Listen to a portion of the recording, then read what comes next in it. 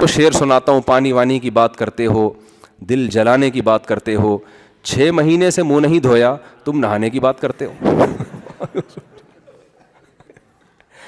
تو وہ یہی کہتے ہیں.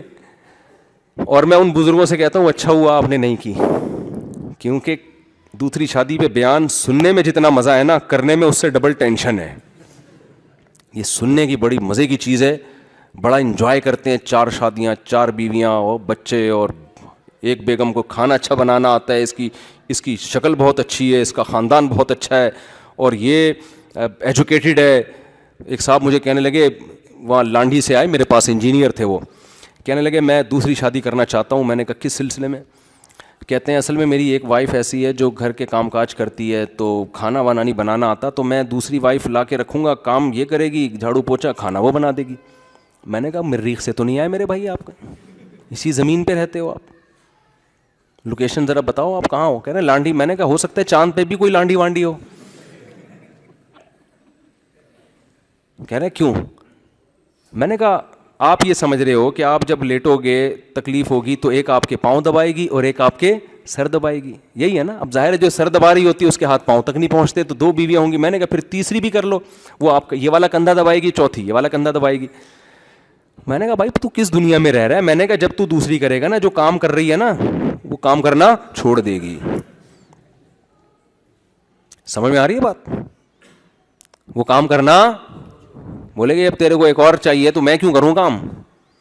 اور میں نے کہا آپ کام بھی کرو گے اور اس کے علاوہ ایک اور کام, دونوں میں ساری زندگی سلو کر آتے رہو گے بیٹھ کے.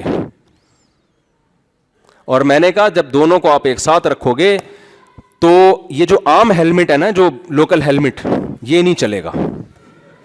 امپورٹڈ ہیلمٹ جو باقاعدہ میرے کو جاننے والے ہیں ڈیفینس میں, ان کا ہیلمٹ کا بزنس ہے. میں نے بائک کے لیے ان سے ہیلمٹ لیا ہے, کہنے کو تو بائک کے لیے لیا ہے, باقی آپ سمجھدار ہیں.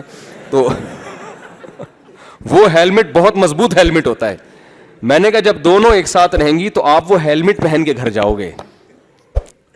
تو کہنے لگا یار آپ تو منفی باتیں کر رہے ہیں, آپ تو اتنا اپریشیٹ کرتے ہیں. میں نے کہا بھائی میری پوری بیان سنا کرو. میں سمجھتا ہوں کہ یہ 2 شادیاں 4 شادیاں معاشرے کی ضرورت ہے, لیکن یہ جہاد ہے, تو جہاد سمجھ کے کرو, انجوائے کرنے کے لیے کرنے کی بالکل بھی ضرورت نہیں ہے. اور دونوں کو ایک ساتھ رکھو گے تو خود کہاں رہو گے. دونوں کو ایک ساتھ رکھنے کا تو میں قائل ہی نہیں ہوں. الگ الگ رکھو, اتنا دور رکھو کہ اس کو پتہ نہ چلے کہ کہاں بیٹھا ہوا ہے, ورنہ اس کو پتا ہو گیا نا اس گھر میں بیٹھا ہوا ہے. وہ ٹائم نوٹ کرے گی اسٹاپ واچ لگا کے, ادھر 6 گھنٹے 3 منٹ 25 سیکنڈ ٹھہرا تھا اور میرے پاس 6 گھنٹے 3 منٹ 24 سیکنڈ میں کیوں اٹھائی ہے. وہ ایسے کیلکولیٹ کرے گی, اس کو پتہ ہی نہ بندہ ہے کہاں پہ. تو میں ڈرا نہیں رہا, میرا مقصد ہے کہ بھائی جہاد کی نیت سے کرو یار. یہ معاشرے کی کیا ہے, عورتیں زیادہ ہیں مرد کم ہیں, تو ان کو کیسے, جب زیادہ شادیاں نہیں کرو گے تو ان کو کیا کریں, کوئی حل ہی نہیں ہے نا. گورے کے پاس تو حل ہے کہ زنا کو عام کر دو. انہوں نے یہی کیا جب ان کے ہاں دوسری جنگ عظیم میں مرد شارٹ ہو گئے مارکیٹ سے, عورتیں بے تحاشا ہو گئی تھیں. ایک رپورٹ کے مطابق 80% مرد, یعنی مردوں میں عورتوں کی نسبت 80% ریشو موت کا زیادہ. پوری دنیا میں لڑائی ہوئی تو مرد کتنے ہلاک ہوئے, عورتیں تھوڑی لڑ رہی تھیں میدان میں آ کے. تو ان کے ہاں جب یورپ میں مرد مارکیٹ سے شارٹ ہوئے ہیں تو ان کو چاہیے تھا اسلام کی طرف آ جاتے. ایک مرد کو اجازت دے دو یار زیادہ کر لے, وہ اسلام سے تو بوجھ تھا کہ نہیں یار یہ تو پھر وہی مولوی آ جائے گا بیچ میں, اسلام آ جائے گا, آج تک جس مذہب کی مخالفت کرتے رہے اس کو ماننا پڑے گا. ان کے مفکرین نے لکھا ہے کہ آپ کو اسلام کی طرف آنا پڑے گا. میرے جو کتاب ہے نا خطرناک 4 شادیوں والی, اس میں نے ان کے حوالے دیے ہیں کہ انہوں نے کہا کہ آج سے 100 سال کے بعد ہمیں اسلام والا 4 شادیوں والا نظریہ لینا پڑے گا, اس کے بغیر ہم اپنے خاندانی نظام کو نہیں بچا سکتے, بیڑا غرق ہو جائے گا. اس مفکر بیچارے گورے کو یہ نہیں پتا تھا کہ 100 سال کے بعد خاندانی نظام اتنا تباہ ہو جائے گا, تم 4 کو رو رہے ہو, ایک کا رواج بھی ختم ہو جائے گا. وہ رو رہا تھا 4 کا, وہ ایک, وہ تو یہ ہو گیا ہے وہاں پہ.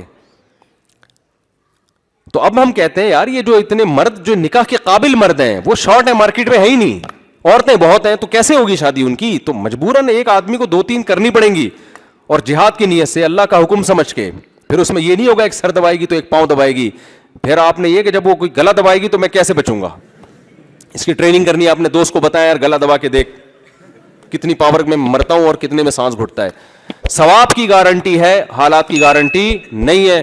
ثواب کی اور اللہ کی مدد کی, ان دونوں چیزوں کی گارنٹی. اگر آپ جہاد کی نیت سے یہ کام کرو گے, دونوں کے, تینوں کے, چاروں کے حقوق پورے کرو گے, تو انشاءاللہ اللہ کی مدد, کیونکہ اللہ کو خوش کرنے کے لیے کر رہے ہو نا یہ کام, تو انشاءاللہ اللہ کی مدد ہوگی آپ کے ساتھ. اللہ آپ میں برداشت بھی پیدا کرے گا, اور پھر اس کی برکتیں پوری طور پر دنیاوی اخروی برکتیں حاصل ہوں گی. اللہ نے زنا میں نحوست رکھی ہے, نکاح میں اللہ نے برکت رکھی ہے.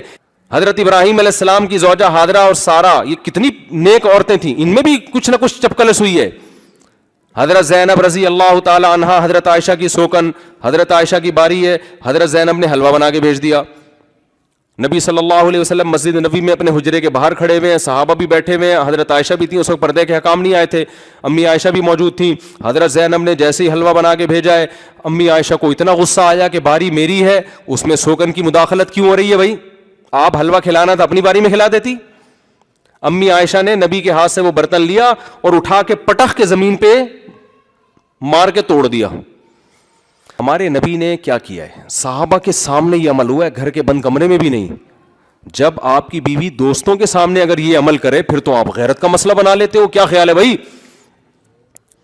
اصل میں میرے ساتھ ہو یہ رہا ہے, مجھے ایک واقعہ یاد آتا ہے کہ ایک آدمی گیا نا, تو دیکھا کہ گورنمنٹ کے 2 ملازم کام کر رہے ہیں, ایک گڑھا کھود رہا ہے, دوسرا اس میں مٹی بھر کے بند کر رہا ہے. اس کو عجیب سا لگا, یار یہ گڑھا کھودتا کیوں اگر دوسرے نے مٹی بند. اس نے پوچھا یار یہ کیا کر رہے ہو؟ انہوں نے کہا بھائی ہم 3 آدمیوں کے ذمے حکومت نے درخت لگاؤ مہم لگائی ہے, درخت لگاؤ مہم چلائی ہے, تو ہم 3 بندوں کو ٹھیکہ دیا ہے. ایک کا کام ہے گڑھا کھودنا, دوسرے کا کام ہے اس میں درخت لگانا, تیسرے کا کام ہے مٹی بھرنا. تو اس نے کہا درخت کیوں نہیں لگ رہا؟ اس نے کہا وہ چھٹی پہ گیا ہوا ہے جس بندے کا کام درخت لگانا ہے نا, تو ہم اپنی ڈیوٹی پوری کر رہے ہیں. تو میرا جب 4 شادیوں کا بیان ہوتا ہے تو لوگ سنتے ہیں, جب حقوق کی بات ہوتی ہے تو اتفاق سے اس دن وہ چھٹی پہ گئے ہوئے ہوتے ہیں. سمجھ میں آ رہی ہے بات؟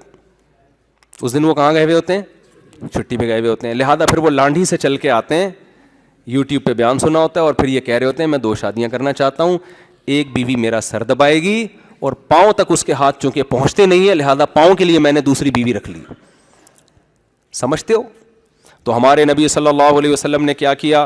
ہمارے نبی صلی اللہ, اچھا ایک اور بات ہے, صلی اللہ علیہ وسلم ایک اور بات ہے, میں نوجوانوں کو جلد شادی کی ترغیب دیتا ہوں. بات بالکل درست ہے, 15 سال عمر ہے بلوغت کی, نکاح کی بھی یہی عمر ہے. تو جس دن 15 سال کی عمر کے لڑکوں کو نکاح کی ترغیب دیتا ہوں, اس دن وہ ہوتے ہیں, جس دن اس پر بیان کرتا ہوں کہ یہ اپنے خرچے پہ, ابا کے خرچے پہ نہیں ہے, اس دن وہ چھٹی پہ گئے ہوئے ہوتے ہیں. پھر ابا کو جا کے تنگ کرتے ہیں, ابا ہماری شادی کراؤ, آپ اسلام پہ عمل نہیں کرتے. بھائی ابا کے ذمے آپ کو کھلا پلا کے بڑا کرنا تھا, کر دیا انہوں نے. اب آپ اپنے خرچے پہ بیگم کو کھلائیں گے, خرچہ نہیں ہے تو جاب کرو, کچھ کرو یار. ہاں ابا پھر بھی تعاون نہ کریں, آپ اپنے خرچے پہ کر رہے ہو, پھر آپ ہمارے پاس شکایت لے کر آؤ, پھر ہم ابا سے کہیں گے جب یہ اپنا کما رہا ہے, اپنے بیگم کو اپنے خرچے پہ کھلا رہے ہیں, تو پھر آپ کیوں رکاوٹ بن رہے ہو؟ پھر ہم اس کو باغی بنائیں گے ماں باپ کے خلاف. باغی سے مطلب اس چیز میں صرف, ویسے باغی نہیں ہے, نہیں پھر اس میں ماں باپ کی نہیں ہے, پھر اللہ رسول کی ہے. تو بلکہ آپ صلی اللہ علیہ وسلم زمین پہ بیٹھ گئے اور برتن جمع کرنے لگے, اور صحابہ سے فرمایا غارت امکم, تمہاری ماں کو غیرت آ گئی ہے. یعنی محبت میں کیا ہے یہ کام, اس کو یہ برداشت نہیں ہوا کہ میرے شوہر کی میرے پاس باری ہے تو سوکن مداخلت کر کے میرے میاں کی توجہ اپنی طرف کیوں لے کے جا رہی ہے. تو یہ غیرت ہے نا. ابے کیا ہو گیا, یہ غیرت کی بات ہے نا. کیسا اچھی لاجک تلاش کی اس کی, یہ سب کچھ میری محبت میں ہو رہا ہے. تو محبت میں تو یار, محبت کبھی تمیز سے نہیں ہوتی, خوب سمجھ لو. محبت تمیز سے, ابا کا انتقال ہو گیا, آپ رو ہی نہیں رہے, آرام سے بیٹھے ہوئے ہر ایک سے مل رہے ہیں. لوگ کہہ رہے ہیں کہ یار وہ آپ کے والد صاحب کا انتقال ہوا, آپ تو نارمل ہیں. آپ کہیں یار یہ تو انتقال تو ایک نیچرل پروسیس ہے, سب نے مرنا ہے. تو ابا کبھی 1 سال سے وہ بستر پہ تھے, تو ڈاکٹر نے یہی ڈیٹ بتائی تھی مرنے کی, تو اسی ڈیٹ پہ انتقال ہوا ہے. تو آپ کہتے ہیں کہ آپ کو, وہ پوچھتا ہے کہ آپ کو تو رونا ہی نہیں آ رہا, نہ آپ کو کوئی غم چہرے سے نظر آ رہا ہے, تو آپ کو کیا محبت نہیں؟ کہہ رہے نہیں, بہت زیادہ محبت تھی مجھ سے, خدا کی مجھ سے قسم اٹھوا لو, میں بہت محبت کرتا تھا. تو کہیں گے یار اگر محبت ہوتی نا, تو تھوڑے سے جذبات, کچھ ایب نارملٹی نظر آ رہی ہوتی. کیا خیال ہے؟ عام روٹین سے ہٹ کے کچھ نارمل نہیں ہوتا, کچھ آڑا ترشا ہوتا, رو رہا ہوتا, ٹینشن میں ہوتا, نیند غائب ہوتی. یہ کیسی محبت ہے یار؟ یہ ایسی محبت ہے بتانے کے لیے قسم اٹھانی پڑ رہی ہے کہ خدا کی قسم مجھے اپنے ابا سے بولو محبت تھی. تو یہ کیا ہے یار؟ تو محبت جہاں ہوگی تبھی تو قرآن کہتا ہے وَإِذَا سَمِعُوا مَا أُنزِلَ إِلَى الرَّسُولِ تَرَىٰ أَعْيُنَهُمْ تَفِيضُ مِنَ الدَّمْعِ. بہت سے عیسائی ایسے ہیں کہ جب وہ اس کلام کو سنتے ہیں جو محمد صلی اللہ علیہ وسلم پہ نازل ہوا, اے مخاطب تو دیکھے گا ان کی آنکھوں سے آنسو نہیں, گویا آنسوؤں میں آنکھیں بہتی چلی جا رہی ہیں, اتنا روتے ہیں یہ اس خدا کی محبت میں. مما عرفوا من الحق, اس لیے کہ ان کو حق سمجھ میں آ جاتا ہے. تو جب اس کو محبت تھی تو برتن تو میرے بھائی ٹوٹیں گے. ایسی محبت نہیں ہوتی کہ برتن جڑنا شروع ہو جائیں, ٹھیک ہے نا. چونکہ سوکن نے حلوہ بھیجا ہے, تھینک یو ویری مچ, بہت بہت